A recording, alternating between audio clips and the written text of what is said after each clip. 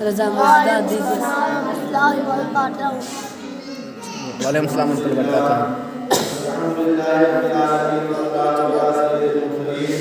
गमजदों का रजा मजदा दीजिए। गमजदों का रजा मजदा मशदा दीजिए। बेकसों का सहारा हमारा नहीं। दीजिए का है ना, बेकसों का सहारा हमारा नहीं। ये का है। दीजिए दीजिए। अच्छा ये हम पढ़ेंगे। देखते आए हमारा सबसे पहले आका इनामदार मदीने के ताजदार अहमद मुस्तफा सल्लल्लाहु अलैहि वसल्लम की बारगाह में कस्मरा में झूम झूम कर दरूद पाक का हदिया पेश किए पड़े बाबा अल्लाहुम्मा सल्ली अला सय्यिदना मुहम्मद व अला आलि मुहम्मद कमा सल्लैता अला इब्राहीम व अला आलि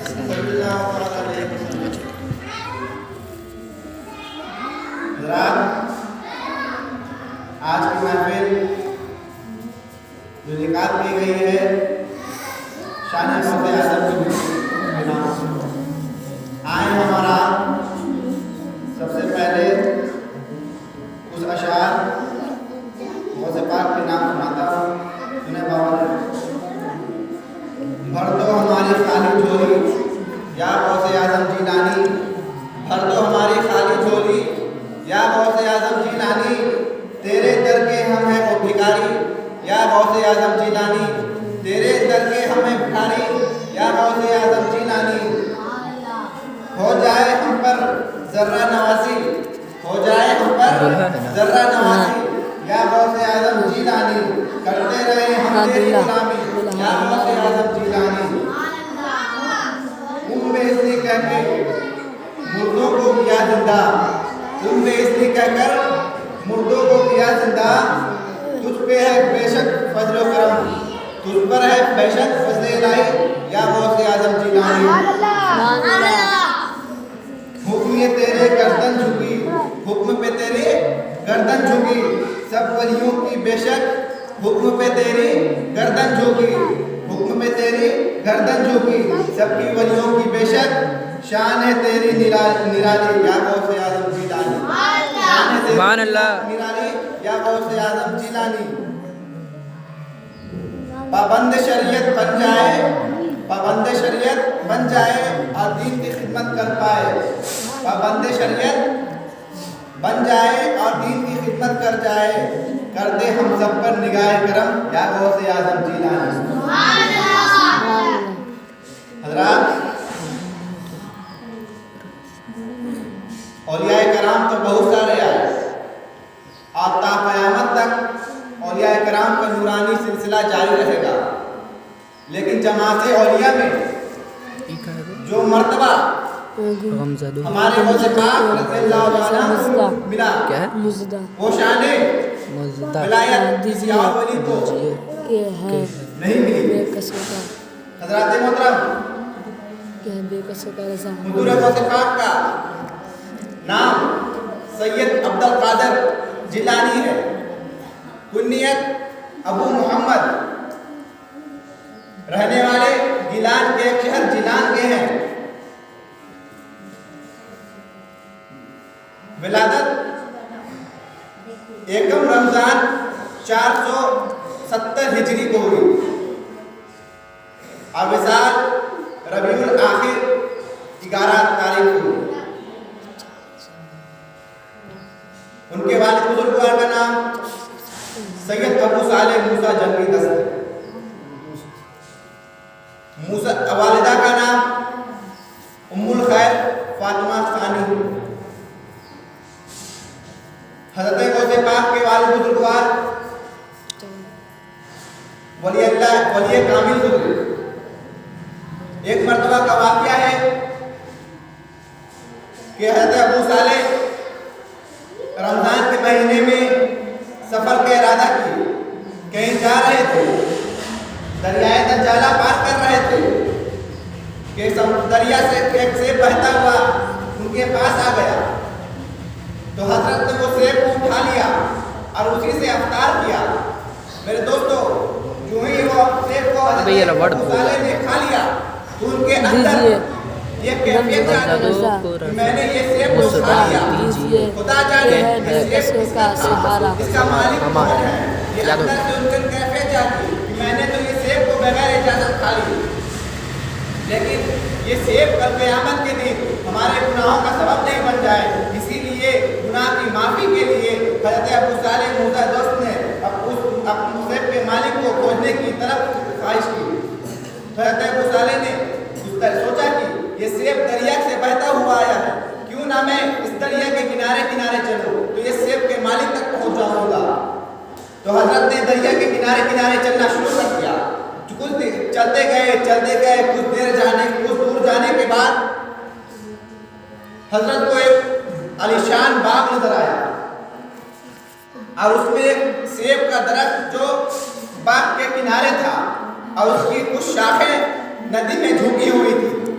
आज कुछ फले पके हुए उस नदी में गिर रहे थे। तो हजरत ने सोचा क्यों ना हो ये जो फल मैंने खाया है इसी बाग का होगा और ये नदी में से झुका हुआ भी है, यही सेब टूटकर बहता हुआ हमारे पास आया होगा, क्यों ना मैं इस बाग के मालिक के पास जाकर मैं अपनी गलतियों का माफी मांगूं। तो हजरत ने उस मालिक से मिलने की ख्वाहिश की। तो जब वो बाग के मालिक को खोजने की तरफ की, मिलने की ख्वाहिश की, तो वो बाग के मालिक भी वली कामिल थे। उनका नाम अब्दुल्ला सूफी था। हजरत ने जब उनके पास गए तो हजरत अब्दुल्ला सूफी ने वली कामिल थे, उन्होंने अल्लाह की वलायत से हजरत अबू सालेह के दिल की कैफियत को जान लिया। आज जैसे ही हजरत अबू सालेह उनके पास गए तो हजरत ने फरमाया तुम्हारी गलती का माफी एक ही का हुक्म पर होगा, जब तुम मेरे बाप की निगरानी करोगे 10 साल तक तुमको निगरानी करनी पड़ेगी। तो हजरत अबू सालेह ने उनकी बातें को मंजूर कर लिया और 10 साल तक उस बाप की निगरानी में लग गए। जब 10 साल का अरसा गुजर गया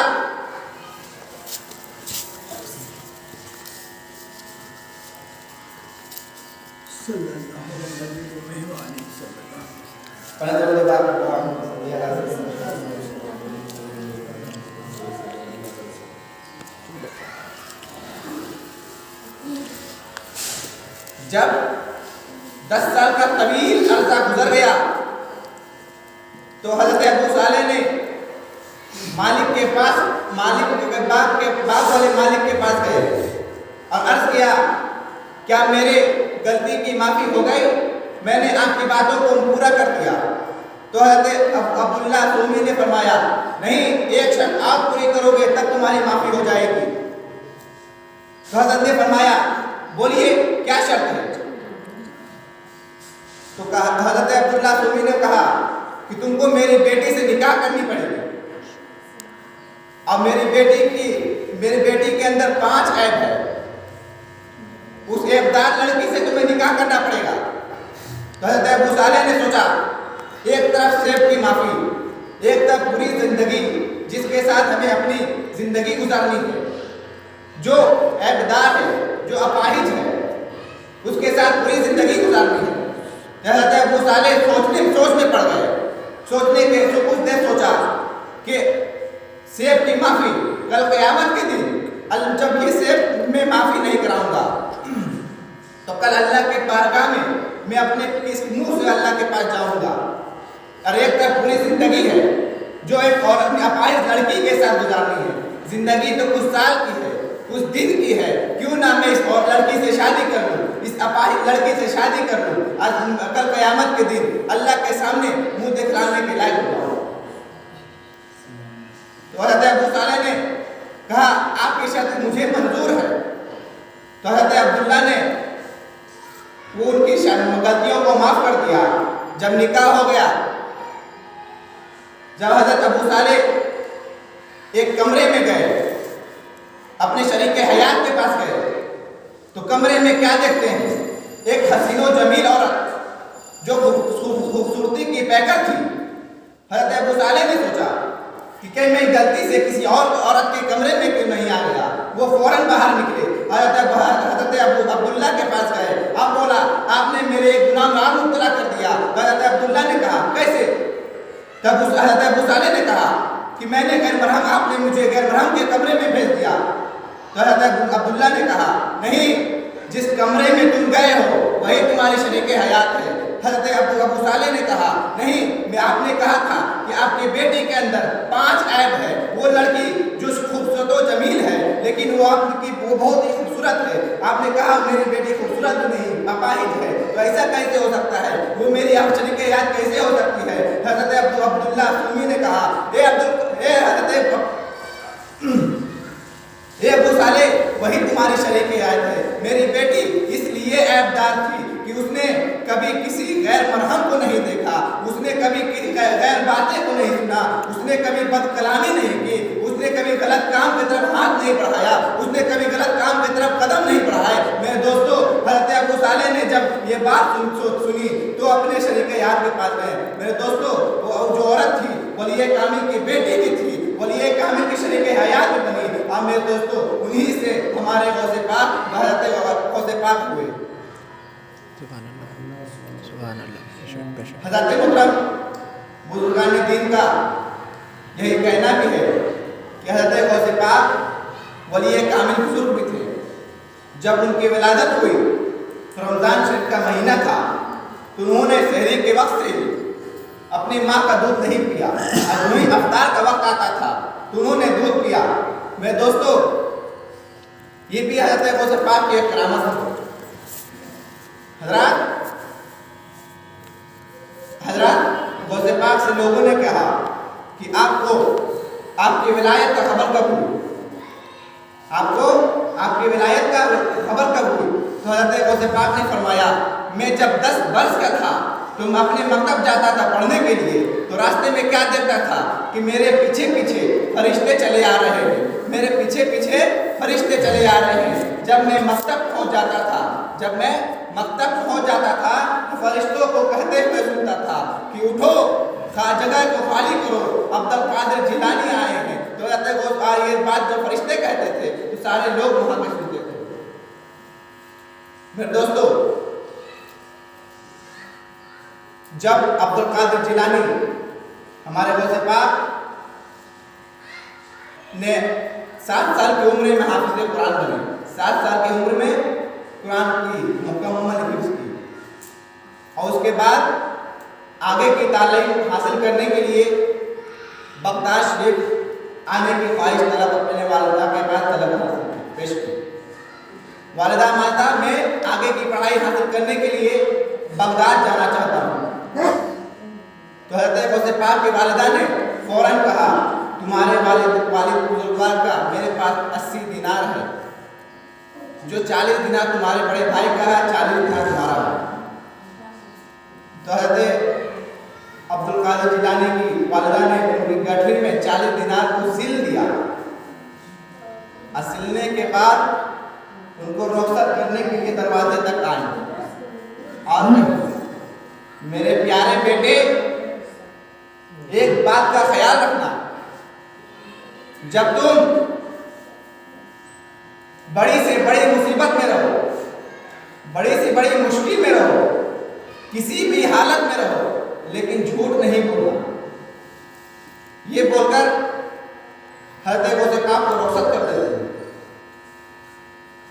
कुछ कबीला के कुछ दूर पहुंचने के बाद जब दरिया के बीच पहुंचते हैं तो डाकू का एक हुजूम उन पर हमला कर देता है।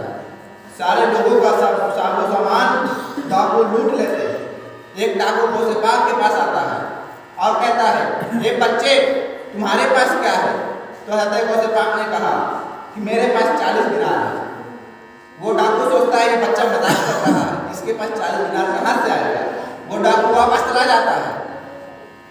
फिर एक डाकू आता है, उसने भी वही सवाल करता है, गौसे पाक उसे वही जवाब देते हैं। फिर वो डाकू मजाक समझकर वापस चला जाता है। फिर एक डाकू आता है, वही सवाल करता है, गौसे पाक वही जवाब देते हैं। वो डाकू अपने सरदार के पास जाता है और कहता है कि एक बच्चा है जो कहता है कि मेरे पास 40 दिनार है क्या वो मजाक कर रहा है या वो सच बोल रहा है? तो वो सरदार, जो डाकुओं का सरदार था, वो कहता है जाओ बच्चे को मेरे पास लेकर आओ। गौसे पाक को डाकुओं के सरदार के पास हाजिर किया जाता है। वो डाकू का सरदार भी बहुत वही सवाल करता है, ए प्यारे बच्चे तुम्हारे पास क्या है? तो गौसे पाक कहते हैं मेरे पास 40 दिनार है। तो वो उस डाकू सरदार पूछता है 40 दिनार कहाँ है? तो हुजूर गौसे पाक फरमाते हैं मेरी गठरी में। तो हुजूर गौसे पाक जो गठरी को चाक किया जाता है, फाड़ किया जाता है, जैसे ही फाड़ करते हैं, चाक करते हैं, उसमें से 40 दिनार निकलते हैं। वो डाकुओं का सरदार फिर गौसे पाक से मुखातिब होता है और अर्ज करता है ए प्यारे बच्चे तुम्हारे गठरी में जो 40 दिनार थे बहुत ही अच्छी तरह सिले हुए थे, बहुत ही अच्छी तरह महफूज थे, लेकिन तुमने हमें क्यों बता दिया? तो गौसे पाक फरमाते हैं ए डाकुओं के सरदार, जब मैं घर से निकल रहा था तो मेरी वालिदा ने मुझसे कही थी कि बेटा तुम किसी भी हालत में रहो, कोई भी मुश्किल भी हो, लेकिन बेटा कभी झूठ नहीं बोलना। क्या मैं तुम्हारी डर से, क्या मैं तुम्हारी खौफ से अपने वालिदा के कहे हुए बात को तर्क कर देता, अपने वालिदा से किया हुआ वादा तोड़ देता? ऐसा कभी नहीं हो सकता। मैं अपनी जान तो दे सकता हूँ, लेकिन कि अपने वालिदा से किया हुआ वादा कभी नहीं तोड़ सकता। जो ही ये बात हज़रत गौसे पाक कहते हैं, वो सरदार आला जो डाकुओं का सरदार था फौरन हज़रत गौसे पाक के कदम पे गिर जाता है और कहता है हज़रत मुझसे बहुत बड़ी गलती हो गई, आपने अपने वालिदा की कही हुई बात को तर्क नहीं की, और जो मुझे पैदा किया है, जिसने मुझे दुनिया में भेजा है, मैं उसको कितनी नाफरमानी कर रहा हूँ, मैं उसकी हर एक बात को तर्क कर रहा हूँ, मुझे बहुत बड़ी गलती हो गई। मैं आपके सामने सारे गुनाहों की माफी मांगता हूँ और आज से इबादत इलाही में लग जाऊंगा। फौरन सबके सामान को वापस कर देता है। जो ही ये बात सरदार आला कहता है तो जितने भी डाकू थे अपने सरदार की बात सुनकर अपने सरदार से कहता है ए सरदार, जब तू गुनाहों में मशरूफ था, जब तू गुनाहों में मुब्तला था तो मैं तुम्हारे साथ खड़ा था, तो आज तू इबादत में झुक गया है, आज तू इबादत की तरफ लग गया है, आज तू अल्लाह की इबादत अब अल्लाह के सामने झुक गया है, तो मैं भी तेरे साथ हूँ। सारे के सारे डाकुओं ने तौबा की और गौसे पाक के सामने तौबा करते हुए इबादत इलाही में मसरूफ हो गए। मेरे दोस्तों, हज़रत गौसे पाक ने कहा सबसे पहले मेरे हाथ पर बैत करने वाले नहीं लोगों थे। हज़रत मोहतरम, हज़रत गौसे पाक का वाकया आप लोगों ने समाप्त किया कि रमजान के महीने में लोगों ने बचपन से ही दूध नहीं रखा किया, मतलब रमजान का रोजा रखा। हमारा गौसे पाक के सच्चे गुलाम उस वक्त हो सकते हैं जब हम इबादत इलाही में मसरूफ रहे, रमजान के महीने के रोज़ों को रखें। मेरे दोस्तों, जब हज़रत गौसे पाक जंगल में इबादत इलाही में मसरूफ थे तो शैतान उन पर गालिब हो गया और तरह तरह का वसवसा डालने लगा। तो हज़रत गौसे पाक ने अपने इबादत इलाही में लगे रहे। शैतान कभी उन पर आग फेंकता, तरह तरह की शक्ल बनाकर उनको डराता, लेकिन हज़रत गौसे पाक नहीं डरते, उनके शैतान की तरफ नहीं हुए। मेरे दोस्तों, इसी तरह हज़रत गौसे पाक इबादत इलाही करते करते एक खौफनाक जंगल की तरफ बढ़ जाते हैं और वो इबादत करते रहते हैं और वो तवील अरसे तक, कई दिनों तक पानी नहीं पीते हैं और उन्हें शिद्दत की प्यास लग जाती है। मेरे दोस्तों, जब उनको प्यास लग जाती है, एक बादल उनके सर पर मंडराता है और उससे पानी बरसता है, तो हुजूर गौसे पाक उससे पानी पीते हैं और फौरन उसी वक्त एक रोशनी जाहिर होती है, और उससे आवाज आती है। जहाँ तक निगाह जाती है वहीं तक रोशनी रहती है और उस रोशनी से एक शक्ल जाहिर होती है, वो आवाज कहती है ये अब्दुल कादिर, मैं तुम्हारा रब बोल रहा हूँ, मैं तुम्हारा रब बोल रहा हूँ। जितनी भी हराम चीज़ें हैं मैंने तुम पर आज हलाल कर दिया, जो भी खाना पीना है हराम से खाओ पियो, मैंने तुम पर